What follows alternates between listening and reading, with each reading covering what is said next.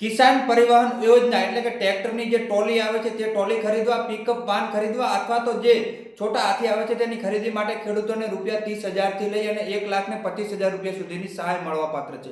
આ યોજના વિશે સંપૂર્ણ માહિતી આપું, ક્યારે તેની અરજીઓ કરવાની રહેશે, શું ડોક્યુમેન્ટ રહેશે તે સંપૂર્ણ માહિતી આપું તેની પહેલા આપણી યુટ્યુબની બનાસની ખેતી ચેનલને સબસ્ક્રાઇબ કરો અને તેની બાજુમાં આપેલું બેલનો આઇકોન છે તે અવશ્ય દબાવો અને આ વિડીયો આપણા ખેડૂત ભાઈઓ સુધી શેર કરો।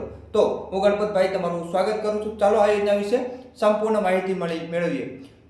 તો કિસાન પરિવહન યોજના વિશેની સંપૂર્ણ માહિતી આપું તો કે જે કૃષિ ઉત્પાદનના પરિવહન માટે રાજ્યના ખેડૂતોને સામાન્ય રીતે ટ્રેક્ટર અને ઓછી જણસ હોય તેવા સંજોગોમાં ભાડાના અન્ય ગુડજ કેરેજ વાહન એટલે કૃષિ ઉત્પાદન ખેત બજારો કે અન્ય બજારોમાં પહોંચાડતા હોય છે।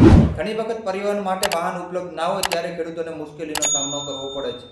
આમ કૃષિ ઉત્પાદન પરિવહન સરળ બનાવવા હેતુસર મીડિયમ સાઇઝના ગુડજ કેરેજ વાહન તથા ટ્રેક્ટરની ખરીદી ઉપર નાણાકીય સહાય આપવા, ટ્રેક્ટર ટ્રોલીની ખરીદી ઉપર નાણાકીય સહાય આપવાની યોજના છે। એટલે ખેડૂત મિત્રોને જે બજારની અંદર જણસ વેચવા જવું હોય તેના માટે ટ્રેક્ટરની જે ટ્રોલી આવે છે તેની ખરીદી ઉપર અથવા તો જે ગુડજ કેરેજ માટે જે વાહનો, જે નાના વાહનો કે જેની અંદર માલવાહક વાહનો હોય છે, જે ભારવાહક વાહનો હોય છે તેની ખરીદી માટે સહાય મળે છે।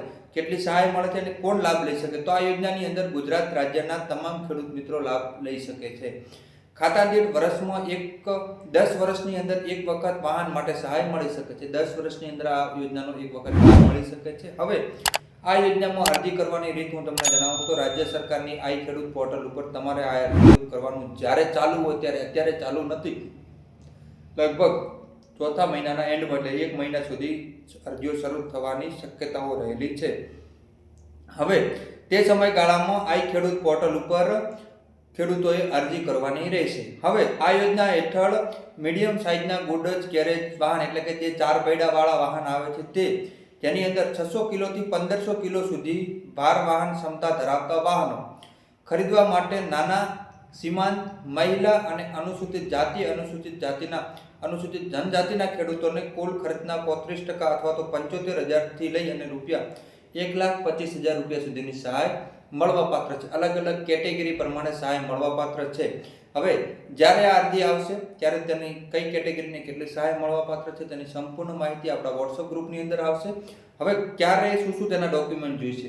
વોટ્સઅપ ગ્રુપમાં જોડાવા માટે જે નંબર આપેલો છે તેના ઉપર મેસેજ કરો। તો ટ્રેલરની ખરીદી માટે રાજ્યના તમામ વર્ગના ખેડૂતોને કુલ ખર્ચના 20% અથવા તો ₹30,000 થી 50,000 બે પૈકી જે તેના કેટેગરી પ્રમાણે અલગ અલગ, સામાન્ય ખેડૂતોને ખર્ચના 20% અથવા તો ₹30,000 બે પૈકી જે ઓછું હોય તે સહાય ચૂકવવામાં આવશે। હવે આ યોજના માટે જરૂરી ડોક્યુમેન્ટની વાત કરું તો 7/12ના ઉતારાની જરૂરિયાત રહેશે, આધાર કાર્ડની જરૂરિયાત રહેશે, 2 પાસબુકની જરૂરિયાત રહેશે અથવા તો રદ ચેક તમે પણ લઈ શકો છો। હવે આ જે યોજનાની અરજી કરો છો તેની પણ પ્રિન્ટની જરૂર પડશે।